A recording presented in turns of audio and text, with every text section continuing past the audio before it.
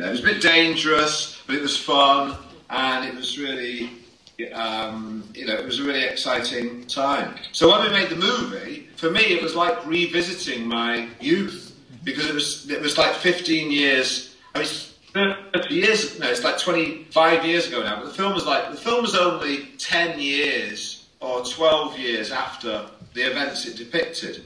So it was really exciting for me. It was like going back to my youth and reliving it, but reliving it as Tony Wilson at the heart of it, instead of as a bit part player, which is what I was in real life. I used to go to the Hacienda sometimes and just hang out there. And the weird thing was, when we made the movie, they rebuilt, they'd already knocked down the Hacienda, which is at the end of Whitworth Street, where there are loads of flats now. They knocked it down, apart from the entrance. And so they rebuilt it in a warehouse in Ancoats. And it was so real when we walked in. It was absolutely... It was exactly as I remember the club. So when I walked in, I remember thinking, oh my God, this is bizarre. And I walked around the corner. I remember thinking, there's a cigarette machine around that corner. And I went around the corner, and there was a cigarette machine. It was like exactly identical to the club. And Tony Wilson walked into the set. Remember after the club's been demolished, he walked in and burst into tears, because it was like the club, his club that had been destroyed, was resurrected for a few weeks. That's the end of my answer. Brilliant answer. Thank you very much, Steve. Just following on from that, do you think, as a Mancunian and as a Brit, that our subcultures are in decline? And if so, and if you agree with the proposition that British subculture is in decline, how do you think it's affecting the music scene over here? I think. I don't pretend to be in touch with what's going on now.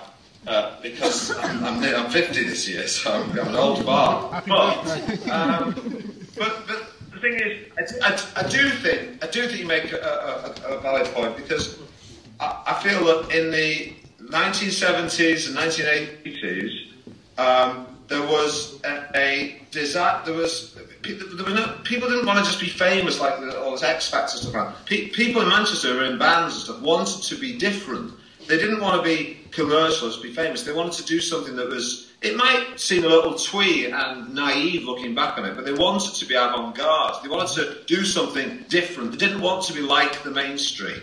They wanted to try and do something different. And everyone was like that. And, I went to a grammar school in North Manchester. People were there, were into music that was a little offbeat, that wasn't part of the mainstream. But then it became part of the mainstream eventually. Lots of, I'm talking about the late 70s, the period that is known as New Wave now. It came after punk with, punk came out the Sex Pistols and New York Dolls, and then you had like Blondie and you had New Order and lots of sort of edgy electronic bands around that were emerging at the time. This sort of New Wave thing that came in the late 70s, early 80s. Well, that was a really vibrant time. And the Smiths came along a little bit later after that. Well, that was such an exciting time in Manchester. I remember seeing the Smiths at the Free Trade Hall in 1983, where we filmed the Sex Pistols scene in 24 Hour Party People. I wasn't actually at that gig. I was too young for that. But I was at the Smiths at Free Trade Hall in 83 when they just had the first album out.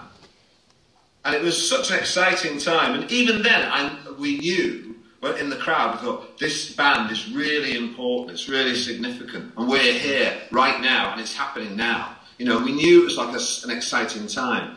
So I do think that, and then Oasis came out of Manchester, and that was for those first two albums, was a really authentic kind of time as well in the mid-90s. But I do think there's that energy seems to have, I don't see much of it around anymore. This idea, but I know there are people trying to do, I suppose there are bands like Everything and interesting bands, coming out of Manchester. But the thing about all those avant-garde bands was that although they were avant-garde, they were from working class backgrounds. Yeah.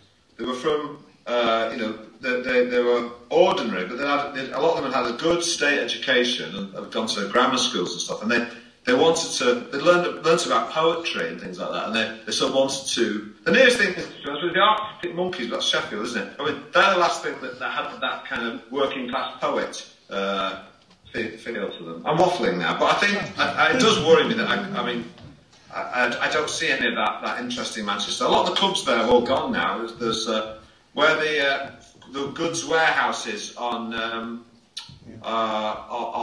corner of Deansgate and Key Street. Yeah. That big goods. That was a club called the Gallery, and loads of indie bands used to play there. There was a real sort of scene then, but. So I don't know what the answer to your question is. Well, perhaps we can make an answer. I'm going to ask you a question of my own. If we were to here at Antwerp Mansion, one of the, I suppose, last clubs around here at the moment trying to promote independent music, if we were going to put on a great night with independent music, would you come and pop your head in the door and sing? Well, I'd be like the middle-aged guy propping up the bar. People will think I've come to pick. I'm someone's dad who's come to pick. Yeah, they probably think you were the owner, Steve. Right, I'll find another question. This is from a lovely chap I was talking to earlier, a little bit more light-hearted. Where does your name come from, Mr. Coogan? And if not from anywhere in particular, in terms of geography, or if you don't like it, what name would you like to have? my real name? Yeah. Well, Coogan is Irish. It's an Irish name. Good Irish name. That's a simple answer. I'm one of. There's a big Irish population in Manchester, and part of the Irish diaspora, as they call it. A lot of Irish people end up in London. But a bunch came over through Liverpool and either stayed in Liverpool or just came up the Manchester Ship Canal and stayed in Manchester. So there's a big population in Manchester which has got an Irish Catholic background. And I think that partly informed a lot of the bands that came along, because there's something about being an Irish Catholic background is irrespective of the religious side of it, which I think is a lot of bollocks, to be honest with you. but irrespective of that, was coming from an Irish background, you had a mistrust of the establishment and a mistrust of what was going on, music that was orthodox. I mean, in Manchester, I remember we all hated Duran Duran and Spandau Ballet, because to us, they were Thatcherite pop music. They had no point of view, there was no substance behind it, there was no anger, it was just dressing up in silly clothes. Whereas the New Order, the Smiths, and Happy Mondays and Stone Roses all had a sort of an authenticity about them. Excellent. Yeah, I've got one more quick question for myself, then I'll move back to customers' questions, privileges of the job. Yeah. It's a simple question. What was it like to work with Tony Wilson? How was he? I worked with Tony 25 years ago on a regional sort of debate show on Granada before I ever played him.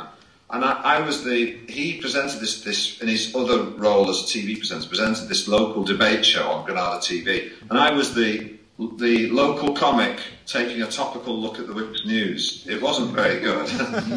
but I got on very well. I got on very well with him because his background was sort of grammar school and all the rest of it. And like he says in the film I went to Cambridge, he said when we were making the film, he said, I don't actually say that all the time, but he does. Fine, because he did say it all the time when we bumped into him. And I went for dinner with him before we did the film, and he was worried that I was going to take the piss out of him because I was already known as a comic. And I said to him, well, I'm not doing this film unless, we might have fun at your expense, but it will be heroic. You will be honoured in the way we do the film. Otherwise, I'm not doing it. Yeah. And growing up, it was fashionable to say Tony Wilson's a wanker. It was sort of like saying, I don't know what it was. It was like a sort of, he was the only straight person who understood young people. If you like to say straight. I mean, straight. I want to say straight, only gay. I mean, it's like straight as in, he wore suits and stuff. But he stuck his neck out. And he believed in something, and he wasn't a very good businessman. But he was genuinely eccentric. I remember he turned up. I remember he turned up one day when we were shooting, and it was a really weird moment. I'll never forget it. I was at the end of a corridor, dressed as Tony, in a Yoji Yamamoto suit, and Tony steps into the end of the corridor, and he was dressed in a Yoji Yamamoto suit, and there was no one else in the corridor, just me and him, looking at each other along this corridor. And he said, he was on his phone, he went, hang on, I'm going to have to call you back. He went, hang on, I'm going to have to call you back, something really weird has just happened. And he put the phone on, he said, if we touch each other now, we'll end up in the 5th dimension. But I had a lot of affection for him, and I was very, very sad when he died. I was actually in Hawaii making a film, and it was sunny and it was beautiful beaches. But I remember thinking I'd rather be in Manchester right now, you know, in the rain. Yeah, wouldn't we all? We have a bit of a favour to ask you, and this is Seb, the nice young chap you were talking to while we were setting up. He's asked me. Hello. He's asked if you could say the following words for us so we can use it on our Facebook page here at the club, which is... yeah, sure. This is Antwerp Mansion. We do things differently here. Okay. This is Antwerp Mansion. We do things differently here.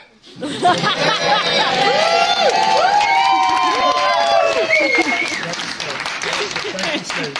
If you're okay for a couple of more minutes, I've got a couple more questions. There's some really interesting ones. What's the best kebab place in Manchester? Abdul's. Yeah, that's 2 votes for Abdul's. Abdul's. There's one in Withington. Yeah. There's a really good one in Withington. Yeah, fantastic. The local one. Yeah. It's brilliant. Thank you. I'm salivating at the thought of them. When you come back to Withington, the first kebab's on me, Steve. Carl Pilkington made his super animal an owl's head, a lion's body, slug juice and peacock feathers. What would your super animal be? Ollie and Briscoe. My super animal would be a dog with wings, and I'd like, because I remember seeing one in Ireland. I remember seeing a dog in Ireland once. It had no back legs, and they strapped the back of the dog to a sort of half a skateboard, so it could still scamper around. That sounds like one super animal. Yeah, well, I'd like a super animal like that with wings, front legs, and just wheels at the back. We're going to build it here at the mansion. We'll get the team on it. What was it like to work with Michael Mitchell? Work with who? Michael Mitchell. Someone want to help? Michael Mitchell. Yeah. Who did he play, guys? Simon. Simon. He played Simon. Doesn't remember. Steve, it's someone's teacher at university at the moment. That's why they've asked. Oh, Michael Mitchell. What did he play? Simon? In what? With a fake tan, and he said it's cold. It turns out one of the answers was is a university teacher here at Manchester. So Just roll with it. Michael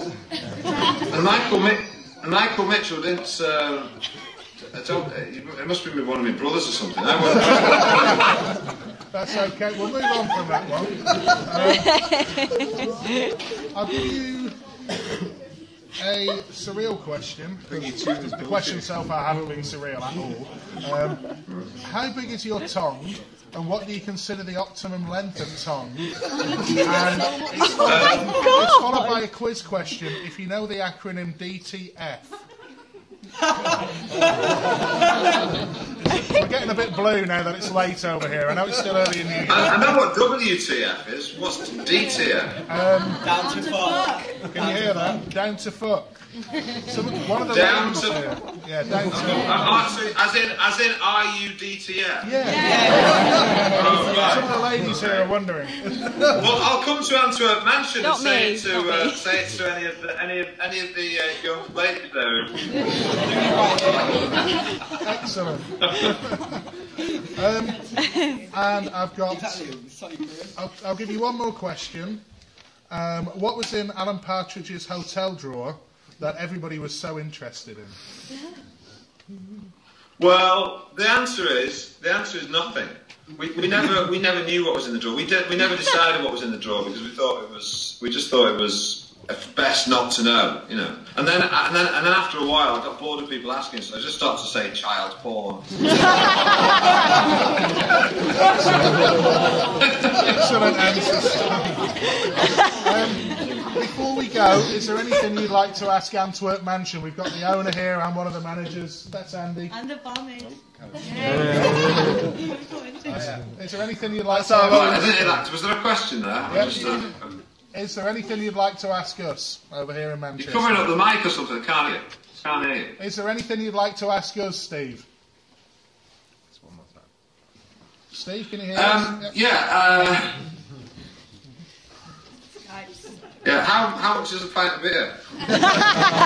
We can do you a can of Foster's for £2.50. £2.50. Well, no, no question really. I mean, it's really good. I think that you're keeping alive something authentic there. And I mean, because I mean the thing that's happened with Manchester is because of the redevelopment. You know, years ago Manchester was much more grubby and dirty, and that wasn't very nice. But what was good was that there was lots of interesting stuff going on in amongst all the grime. And because they've redeveloped Manchester, almost all the grimy bits have all gone now. The eastern quarter's become quite hit now. But that was the last, the northeastern quarter. That was the last bit to be redeveloped. But so in redeveloping something, you always end up sucking part of the life out of it in a way. So, but it's better that it has because it was a bit shitty. But but there is something that's missing. In fact, when we shot 24-hour party people, there was a little bit left. There's now there's now been redeveloped. So the eastern quarter that was still like grimy, disused warehouses, but they've all been redeveloped now to flats. But they weren't at the time. They weren't. So it was still had a bit of that feel to it. Yeah. So we just got it in time. Yeah. Well, on that note, we'll just say we've got one last shitty bit of Manchester left here in Rush Hour. I know, I like it. It looks, that's what I was going to say. It's got that kind of hip, interesting. It looks. It's the kind of place I used to hang out at 20 years ago.